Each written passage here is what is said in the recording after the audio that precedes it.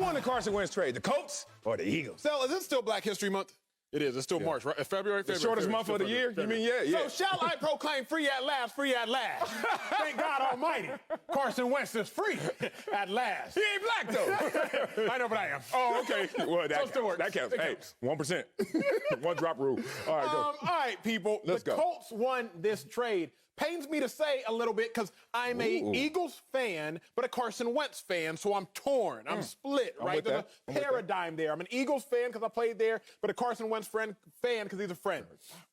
The Colts won this trade. Why did the Colts win this trade? Because listen to this.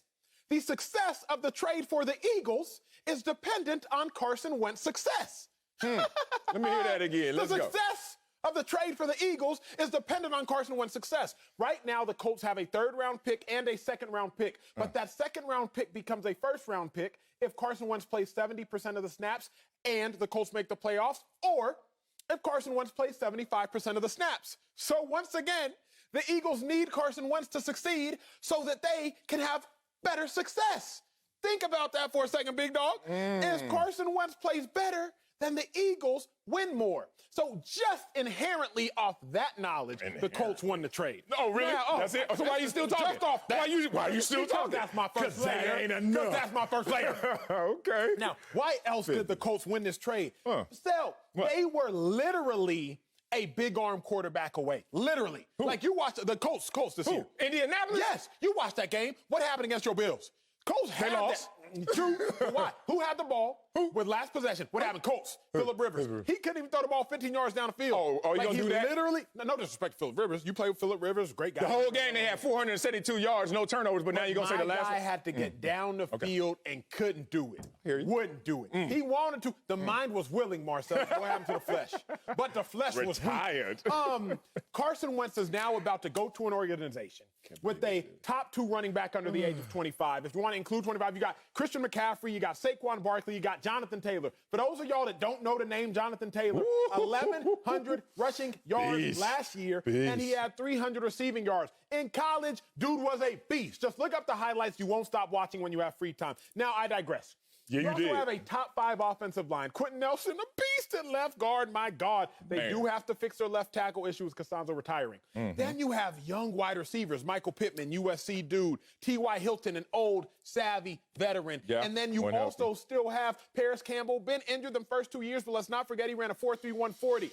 With all that said, Sel, you now get Carson Wentz, Colts. You need one big playmaking receiver and one left tackle. You get your left tackle in the draft. You get your playmaking receiver in free agency. I'm thinking Chris Godwin. And next thing you know, big dog, Godwin. it's all good. Colts won. Eagles didn't lose, but the Colts for sure won. Man, God, why don't you just go to a target range, a firing range, and learn to aim your points? Because, damn it, everybody got it. Everybody. Oh, we're going to get Chris Godwin. Why? Tampa Bay got money, and they're the champions. They ain't letting rid of Chris Godwin. Oh, my God, I got to sit here and lead off a show and make something bigger than even the Colts or the Eagles think is big. Because guess what? First of all, let's talk about the Eagles won this trade. This ain't a big deal. I'm going to tell you why it ain't a big deal. You want to know why it ain't a big deal? Because they only gave up a 3rd-round pick for that dude. Why couldn't somebody else bid up Carson Wentz? Why couldn't somebody else drive up the price? Why we can't leave the show with like a Matthew Stafford kind of trade? You know what I mean? First rounders. This dude went for, as Neil Scarborough said, a free car wash and a bag of barbecue chips. That's what they had to give I up had to some barbecue chips yesterday. Hey, Fire. Always. Black History Month. Okay, so here's the thing. Carson Wentz, the unknowns around him are so many layers and levels in terms of performance, in terms of leadership. Like, literally, the Eagles are looking at this situation like we had a problem with him in performance, and we had lackluster leadership from him. Oh, someone else is going to pay, in part, for our problems to go away? Bye-bye. Bye, Carson Wentz. Oh, you gonna give me something in return? Oh, dog, I don't even need all that. That's why they didn't give that much. Hey, you gotta go there, big dog. Because when you bartering with somebody and they hit you with that, hey, you good, man. Good. I don't even need all that. You kind of feel like, are they getting me right now? Because they don't even trip. Here's the thing about this situation. The Eagles are like, Not only did they pay to get our problem away from us, not only did they get him out of this building with that large, expensive contract to a large degree, but now our future is our present. We have Jalen Hurts. Now, I want to take you back to when they drafted Jalen Hurts. They gave Carson Wentz the courtesy call, the same call they didn't give Aaron Rodgers when they drafted Jordan Love, which is absurd. But they gave Carson Wentz the courtesy call to put him on notice. We're drafting at your position. Now, they didn't tell him all. They hung up the phone and then was like, we drafted at your position because we don't believe in you. Whether it's because of injuries, whether it's because, one, this team has performed better without you one time, Nick Foles. We've come to realize they've performed twice without Carson Wentz and been inspired. But then more so than that, they knew the issues in the locker room. They knew that he wasn't an inspirer of men. They knew that Carson Wentz couldn't rally the troops and get them to the promised land. Don't you dare talk about Carson Wentz like that, Marcellus Wiley. All right, you know what? Vernon? Look. Don't take my word for it. I won't. Look up in the dictionary, Wentz. Webster's dictionary. Look it up right now. It says right here, give a slight involuntary grimace or shrinking movement of the body out of anticipation, in pain, or distress. Like, his name literally is that definition. There's a picture of it. Use it in a sentence, Marcellus. I will. Frank Reich winced at how disgusting his coach looked with Wentz at quarterback. They updated it already. It must be fast. Point being, dog. What's your point? My point is the Eagles are sitting there like, God, our plan worked to perfection. We drafted at the position. We got our quarterback of the present and the future, and somebody took this damn contract away from us. How did the coach win this trophy? I don't know. Let me tell you why I don't know. Who is now going to be the starter for the Philadelphia Eagles, right? If you got rid of Wentz, then what do you have left? Again, I'm an Eagles fan. I have watched or been in every game dating back, 7 or 8 years. Sal, you're now rolling out Jalen Hurts, who I love. Love him as a person. Love him as a player, particularly in college. No, I'm going to present statistical information. You all do with it what you will, because I trust your intelligence. Jalen Hurts, he was 1-3 as a starter. Now, you could say the Eagles were no good. I understand that. But you are what your record says you are. He was 1-3 as a starter. Jalen Hurts had the worst completion percentage in the league. I had to let y'all sit on that. For what, 3 and a quarter games? 3 and a quarter games? Worst. Oh, okay. You want to do that. You want to do that. Jalen Hurts had a 3-to-2 touchdown interception ratio. I'm no mathematician. I didn't go to Columbia. But 3-to-2 means this: 30 touchdowns, 20 interceptions. 3-to-2 means 15 touchdowns, 10 interceptions. 3-2 isn't terrible, but it's definitely not great. Marcellus, the Eagles are now rolling into next season with Jalen Hurts as their starter and Nate Sudfeld as their backup. The same Nate Sudfeld who y'all ridiculed and said the Eagles were throwing the game just by playing him. That's who they're rolling out as their starter. Also, you always talk about comps. I don't live in Beverly Hills. I don't have Beverly Hills. Adjacent. I live in Beverly Hills.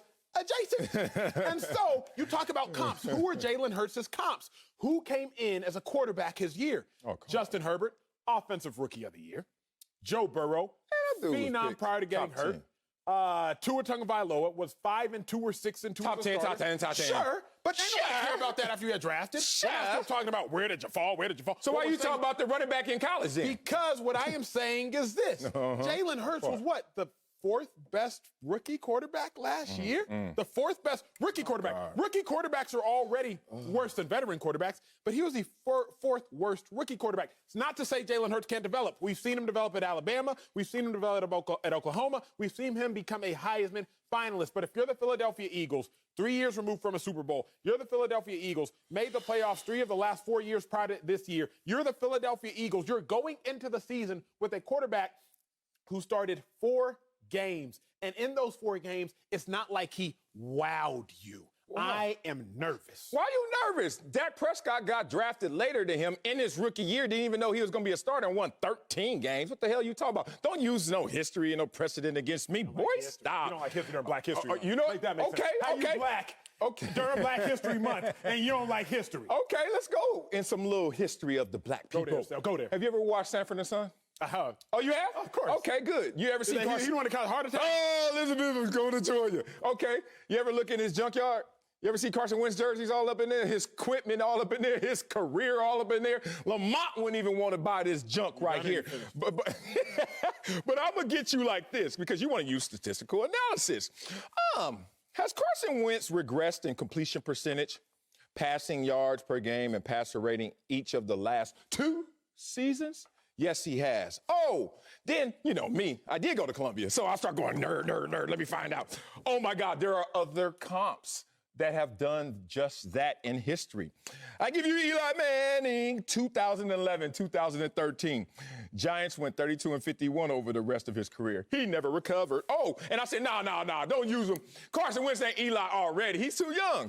And then we said, oh, what about a younger version, Jeff Garcia, when he did it? And he never had another 8-win season. Oh, no, not on this Colts team. Come on. Oh, is he better than Phillip Rivers? The borderline Hall of Famer? I doubt that. We'll get to that in another block. Here's another thing that's keeping Carson Wentz. Only thing keeping Carson Wentz alive, let me be real, is his birth certificate. You saw the Titanic at the end. What was that, Jack? Oh, he just floating on his birth certificate. Damn, I'm young.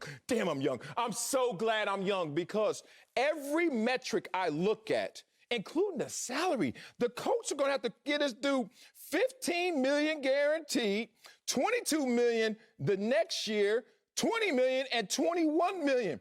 And they still sitting there like with a question mark. Here's the most damning part. Let me be real. Let me stop. Let me stop. Stop all that. No, that was real, but let me be real chill with this. Here's the thing. Frank Reich knows he could put some of that magic dust on Carson Wentz because he did it once. He thinks, and at least in his ego, I could do it again.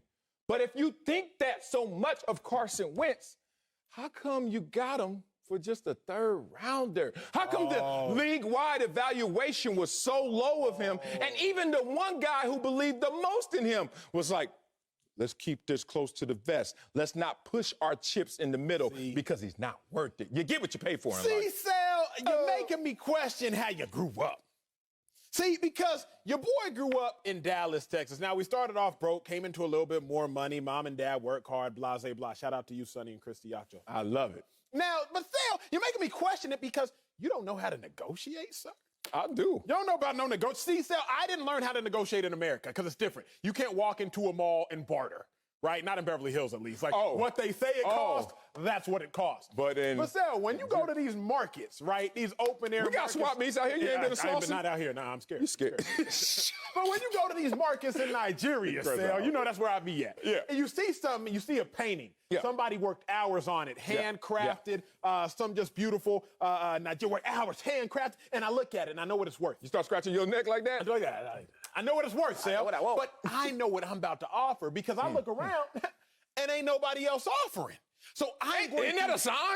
It's not a sign. Why? Because I know the value of it. You other do? People don't necessarily. The team that he just left didn't know the value? And 30 other teams didn't know the value? Right. Knows the value of Carson Wentz. So Frank Reich is like, you know what? I know what he's worth, but I'm not going to sit here and offer above what I have to offer. I give you that half People try to lowball you all the time, big dog. Yeah. I'm in negotiations right now on several things. You know, your boy trying to stack his bread up. Right. I didn't make much money in the NFL, so I'm trying to make it now. I'm in negotiations on a lot of things, getting lowballed. But I know the value. Ooh. So I'm not taking these little lowball offers. On the flip side, Frank Reich is like, oh, y'all ain't about to offer this gem? What they say, a diamond in the rough, big dog? Yeah. A diamond, Carson Wentz is. Not a blood diamond. Well, died. He died in the rough. He is rough to look and watch when he performs. Some things are just too good to be true. I've been to the swap meet. I ain't scared. You know what I'm saying? You're talking about how I grew up. How I grew up is how I live, homie. It's through my veins, boy. And I'm not scared to still go back there. But I do know when I want something and nobody else there wants it. And I'm like, okay, that's cool. I'm the one that hit the lick. I'm the first one in line. And then I get it, and everybody looking at it like, oh, you did that? Okay. when they jaws lock up like that, when the rest of the league's jaws locked up looking at the coach for getting this dude for a third rounder. Don't do that. Hey, dog, Carson. Y'all can have that. That's all that was.